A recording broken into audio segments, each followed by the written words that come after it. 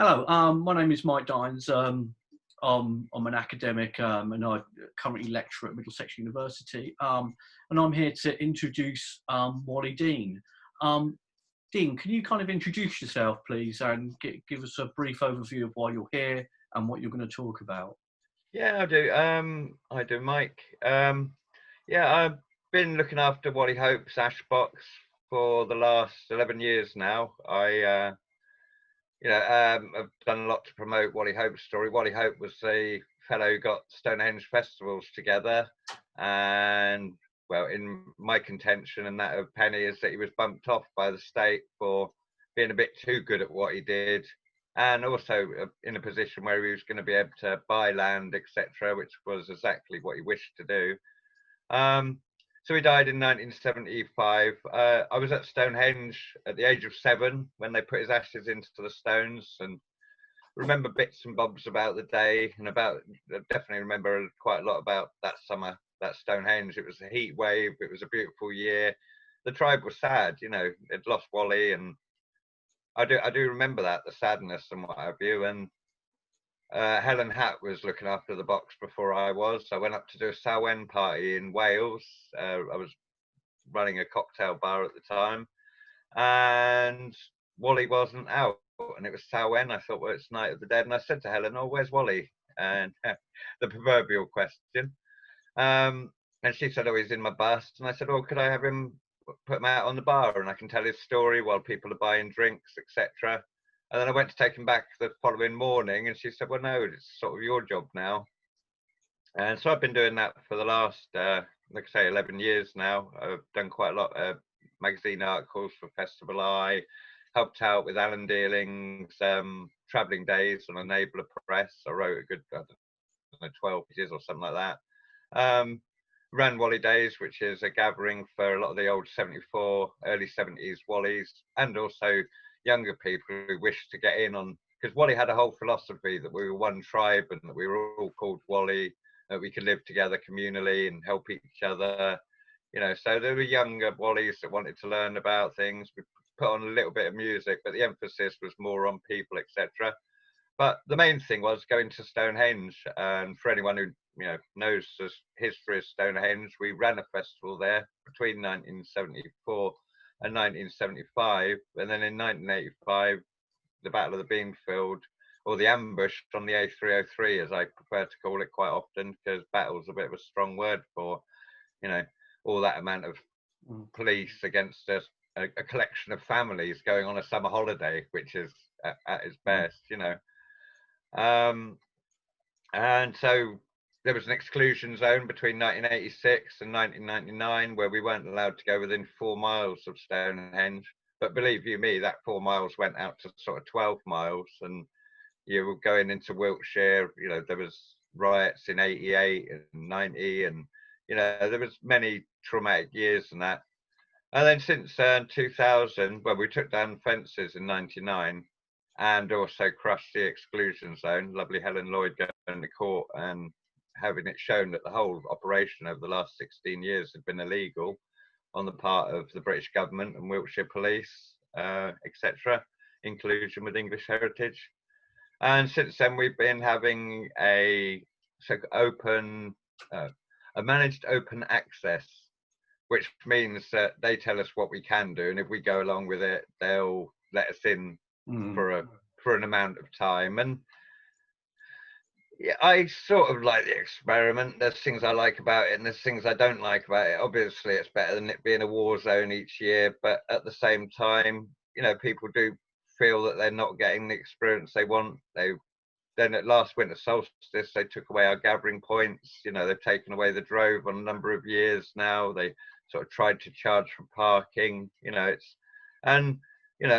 I'm also the chief of the sector order of Druids, so I now feel that I've got a right to represent people, and not a right as much as a duty. I was asked to do this thing out of respect that people had for me, and therefore I'm going to repay that back. And part of that is attending Stonehenge for equinoxes, solstices, Samhain, maybe involved if we can get into better dialogue with English heritage. Okay. And Yeah, they've said they closed it at spring equinox. I didn't go. Felt that, COVID was fresh. I didn't know much about it. Hadn't done much of my own research. Didn't know whether the projections for death rates were going to be right, etc. So figured it was right. So I celebrated equinox in Glastonbury. I'm lucky. I live in Glastonbury, another place that's linked up with, the geometry and the ley lines of Stonehenge running directly through the Abbey down to Stonehenge. I still felt quite connected, and yeah, I went up the tour at sunrise. It was a beautiful sunrise. I saw in the morning. I thanked the goddess and the god and the goddesses, and had my own ceremony with a few people up there. But when they've kept it closed for summer solstice, which I sort of understand. I mean, 37,000 people on a bulk year. People are going to want to come out after the lockdown, but at the same time, it's a wide open area. I know that we can, if we can get into some decent dialogue with them, I think that Druid leaders should be allowed in there to do a ritual for their people, in the same way that bishops have been putting out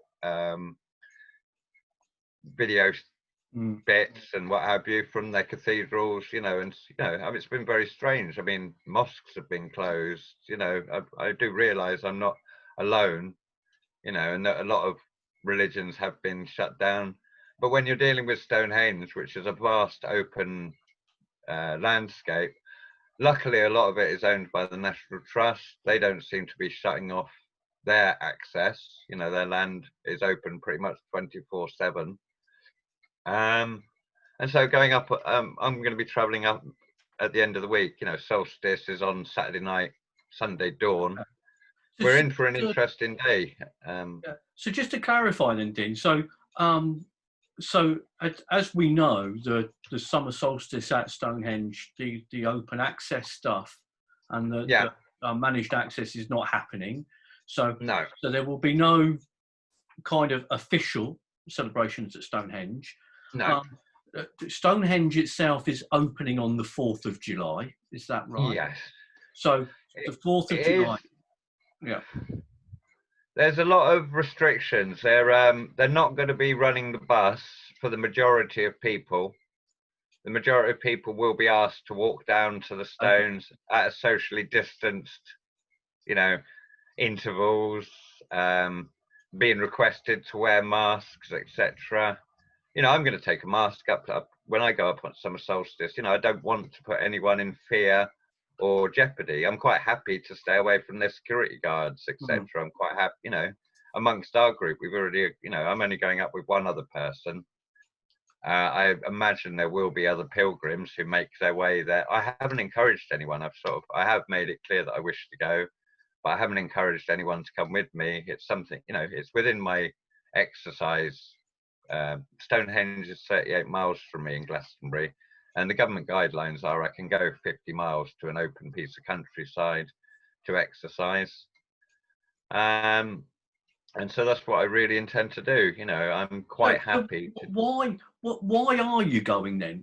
I mean, if English Heritage said, look, there's going to be no celebrations at Stonehenge, it's quite a valid reason, COVID, etc., etc.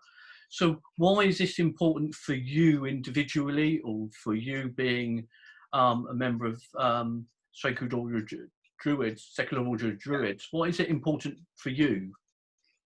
It's important for me because summer solstice is one of our, winter solstice is the other major date, and a lot of people will argue that Stonehenge is more of a winter solstice site, but we've had continuity of gatherings at Stonehenge. I've got I've got thousands of people in the Wally Hope Appreciation Society who'll be wanting me to take Wally's box along with us. Still got Wally's box. We've attended, pretty much every year that we can possibly get there. And like I say, I'm willing to go up and keep myself socially distanced, etc. But I feel that I wish to go up there and do my own ritual with a few people that are gathered with me. I don't intend to cause English Heritage any problems. you know, willing to distance myself, etc., from them. But I wish to be in the landscape that I hold sacred, and to do a ritual to honor our ancestors and to honor, you know, the past, you know, the year, the turning of the seasons, etc. And I know that a lot of people within the Wally groups and the secular order will, you know, there is a division. Some people are sort of saying you shouldn't go, but at the same time, there was no one telling me I shouldn't go on a Black Lives Matter, you know. And in my own little way, I'm just standing up for our pagan rights matter, you know, because we have been marginalized. We're one of the fastest growing religions in the country, you know. I've only been chief of the secular order for 5 years. It's sort of something that I came into not by choice, to be honest, but having evaluated the system and understood a lot more about, you know, why Tim started up the secular order, so that people, you know, secular meaning outside of the religion, you know, to do with the everyday operations of life, etc. And it was partly to make sure, you know, because in 1986 they were saying only Druids were allowed to go into Stonehenge. So we came up with, if everyone was a secular order Druid, then we would never lose that right. And, you know, we've been fighting for that since, you know, I know Tim wrote some beautiful pieces and went to court a number of times to uphold our rights to gather at Stonehenge. And it's a very important year. The Stonehenge geometry is all lining up. The sunrise and the eclipse are both happening on the glacial axis. The Freemasons, the ancient order of Druids, who are one of the oldest Druid organisations that have been gathering there, expressed much interest in 2020, and I was actually invited along to a meeting of Druidic orders where the Archdruid of Britain was actually thrown out of the meeting. And the meeting was basically about how important 2020 was as a sunrise, as a celebration, but as a working ritual. And that the ancient order felt that they couldn't do their ritual with so many people in the stones. Right. And I was basically told that if I was to start up a festival within the Stonehenge area, that I would find myself being quite aided in my applications for licenses, etc., that I would find the council and local authorities quite amicable. And, you know, this was coming from someone who I've seen gathering at Stonehenge for a number of years. I have a slight problem with them in that the ancient order were one of the Druid orders that used to go into the stones during the exclusion zone, and the people were shut out on the road. And part of the reason Tim Sebastian of the Secular Order of Druids made such an impression on me is he came out with the people who were cordoned off by police out on the old A344. And A344, yeah. And Tim came out to us and sort of saying, well, if the people are here, then we belong here with the people. And that made a lot of impression for me, because there was these Druids in Stonehenge with all the press around them, with police around them. You know, the Beanfield had not long happened, Stony Cross in 1986, where people were hounded around the country just for their wish to go towards Stonehenge. You know, totally illegally. You know, the road laws and that they used were totally illegal. And you know, and for Tim to come out and to be worshipping with us and to give us that connection, you know, I would never have regarded myself as a Druid. You know, I always say I'm Dean, I'm a Wally, and I'm a Druid when I need to be. It does give me rights at Stonehenge. You know, I'm recognised by the United Nations as a stakeholder at Stonehenge. You know, at the beginning of COVID, I did make an offer that, you know, I realised that Sigma, the security company, were going to be putting a lot of strain on the finances of English Heritage, and I made an offer that I would go up and help guard the stones if they wished, being a responsible stakeholder. Obviously, they've never taken me up on that, but I just want to go up and make sure that English Heritage are cool. That, you know, the police liaison team, which I helped set up with Christian Longe of Wiltshire Police a number of years ago, you know, hopefully they'll be on on hand to make sure, because I do imagine that people are going to make their way, especially a lot of the more local people. But Stonehenge is something that's in our hearts, and I feel drawn there. I feel drawn just to keep things peaceful. I'm quite happy to have a ceremony out on the National Trust land. I don't necessarily intend to impinge upon English Heritage's decision. I'd love them to invite us in, but I am quite happy to stay outside. But to maintain, part of the secular order's duties is to maintain Druidic order, and that also means that if you need to be there in a responsible position, in a position where people are more likely to listen to me than they are to an English Heritage security guard, which some of them which we've got long history with, not mentioning any names, but Duncan. There are certain people there that we've dealt with over the years, and I'm hoping that friendship that I'm taking there, I'm going there with the Ace of Hearts. I'm going there with love for the stones, love for the people who would normally gather there. And if there's 6 people there, or 60 people, or even 600, I would wish for that gathering to be peaceful, orderly, and not to give English Heritage or Wiltshire Police too much of a headache, really, to make sure that things are nice. And if it's just me and a couple of companions, then I shall do a bit of filming. I shall pass them on to people. I shall open a circle, do a short ritual, etc. Okay. And then leave the scene, really. I just want to go up, make sure things are right. And I don't feel the connection to Glastonbury Tour. There's going to be a lot of people gathering on Glastonbury Tour, but for me, Stonehenge is in my heart. It's, they told me to stay home, and I'm sort of divided between where my home is, really. Well, ever since I've known you, Stonehenge has been very, very close to you and very close to your heart, as Wally Hope and the story of Wally as well. So I can see it's such a massive part of my life. Meeting people like Penny Rambo, and with him sort of saying that he loves what I do, that I'm he's pleased with the film that we helped make, with Paolo and Gav. I feel like I've helped out someone who I had massive respect for. The chances of working with Mark Wilson, going up and building the Travellers Archive, etc. A place where researchers will be able to go and get hold of all the written testimonies, news coverage, posters, flyers, films, you name it, photographs. I've collected them. I've got a massive archive, and collecting other people's archives in as I go along, and to have somewhere where they can be centralized and that, and to be working, to get another person on Christ Records. I'm going to be working on the Wally book, hopefully on the Itchy Monkey, and it's a story that I want to keep getting out there. It's something I feel is important. There's a few other things I'm looking into. Talking to people over the Beanfield, there's a few people that are quite interested in the fact that we've now named one of the police infiltrators. There were 5 people taken away from the Beanfield who were clearly police. One of them has now been named because he was later working as an undercover agent in Socialist Worker. Okay.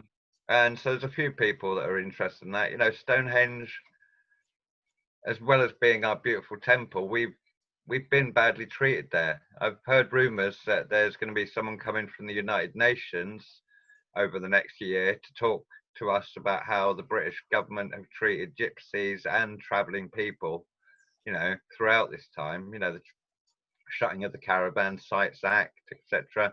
Yeah. And they're going to have a lot more rules coming in after, roadside travelling. They want to make it a thing of the past. I live in Glastonbury. There's a very healthy traveller community here, probably the healthiest in any town of its size in this area, well, in the country, I think.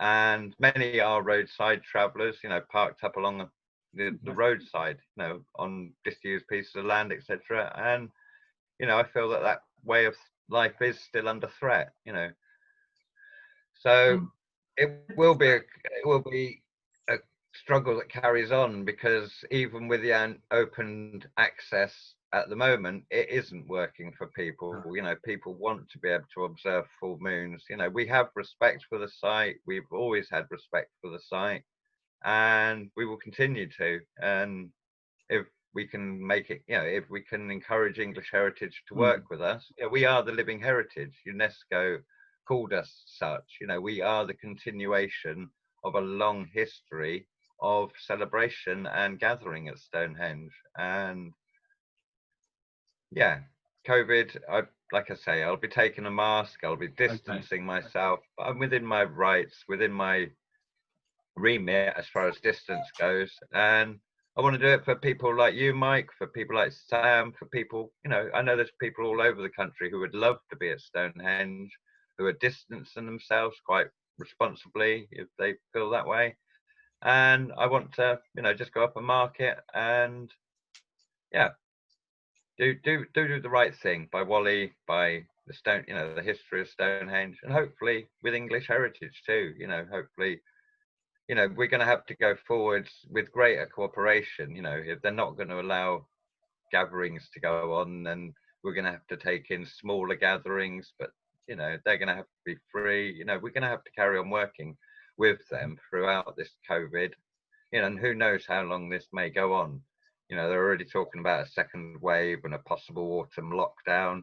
You know, people, yeah, people are going to have to get used to a different world now. We're going to have a different Stonehenge. You know, they're still planning on going ahead with the tunnel. That gets the next reading on the 17th of July. Yeah. So, you know, they're still planning on building a massive hole through that landscape. So, yeah, there's much to be continued in dialogue with English heritage, with the authorities that think they be, and you know, amongst our own people as well. You know, we've got to go to them with the Ace of Hearts. You know, we've got to understand them in their position as caretakers of Stonehenge, which is all they are. They're caretakers. They're looking after it for the people. And I guess I'm just going up to make my stand for the people. You know, for the people that can't be there, and the people that aren't there anymore, for you know the many people who've died, our ancestors, both you know recent past and ancient past. You know, yeah, I'm going because I feel it's my right and my duty very much. And you know, like I say, I go in peace. Don't shoot to kill. Especially when you've got a mask on.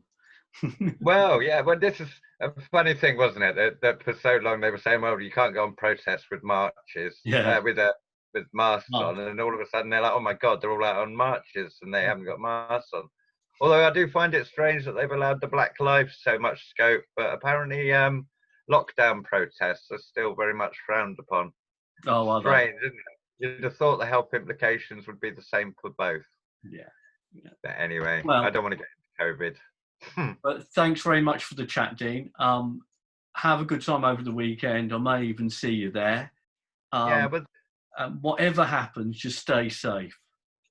Yeah, indeed, and you, my friend, and anyone who's coming to Stonehenge, I hope they have a safe and loving journey. I know there's a couple of virtual festivals. There's a virtual Stonehenge 2020, which has got its own site. Is the Dan Burnt No Bacon's already appeared? Various Andy T's put in parts. There's great many people contributing to that site. There's a great deal of footage up there. I'm going to be putting up the Wally movie so people can watch the Wally movie for free over the next week. It's also up on my Facebook page, Wally Dean on Facebook, up on the Wally Hope Appreciation Society on Facebook. YouTube won't let it on YouTube, apparently, according to arguments about copyrights. Okay. Which is fine. I don't need to be on YouTube if Facebook are happy to host it for the moment. And Nick Turner is also doing a special concert. He's planning on playing around sunrise at solstice. So for people who are virtual, I'll try and get all the links up on my page, and hopefully they'll be on open access on the Free Stonehenge campaign. So keep your eyes peeled over the weekend. I think starting Friday, there's a lot of live performance. There's a lot of people Thomas DeFern, of the Truth and Reconciliation Council. He's got some philosophers coming in and talking about the need for peace, etc. And like I say, Nick Turner and his All Stars. I think there's going to be a broadcast from Glastonbury. And like I say, yeah, I hope people have a wonderful solstice, and that, you know, we can all mark solstice. You know, this is one of the things I like to say. You know, I don't want to be a preacher as a Druid. I have troubles with being a Druid leader. You know, I don't want to be a leader. I made everyone in the order a chief on the same day it made me a chief. I feel it's very much about your own personal connection to your god and goddess in whichever environment. You know, you could do one in that room, or you could go out in your garden, or you could go out to a woods or a hilltop or a stream. You know, happy solstice to people, however it's celebrated. Happy solstice, and I'll see you in the shortening days. And just very much for the Punk Network for hosting this, and yeah. Thanks. And just to reiterate, so it's the Wally Hope Appreciation Society on Facebook. Yeah. And obviously you're Wally Dean on Facebook as well. So, you know, if anyone wants to contact you and have a chat with you. And as I say, there's a Free Stonehenge campaign page, Virtual Stonehenge 2020. They've got their own pages up. Yeah. If people want to be in front of their computers for a bit, I'm sure there's going to be a lot of very good entertainment that evening. Great. And I'll give you an update on what went on, and I'm going to attempt to film as much as I can. I'm going to, you know, gather as much information as I can. But as I say, I go with the intention of having a beautiful, happy solstice, sunrise, and eclipse all on the same day. And yeah. Well, I'll send you lots of love from the Punk Scholars Network. Pardon? I'll send you lots of love from the Punk Scholars Network. Always be loved from the Punk Scholars Network. Yeah, I shall have to get up to one of your meetings soon. Definitely. Well, if we're allowed meetings ever again, it might be a massive Zoom talk. But you know, I mean, I think these sort of, you know, we are going to have to get used to this communicating in different ways, and I think, you know, some of them are going to bring us together. You know, people that don't normally talk face to face. You know, I had a Zoom meeting the other day with 8 people in it. Yeah, quite a new experience. So, you know, yeah, we've got the technology. We're not going to lose touch, you know, and that's important for a tribe like ours, is that we don't feel isolated, you know. And if there are people feeling isolated, they can reach out. You know, we have got the network, and we have got the friends, and everyone's Wally. Okay, right. Well, I'll speak to you soon, Dean. Take care, mate. Yeah, thanks very much, Mike. My love to Sam. Will do.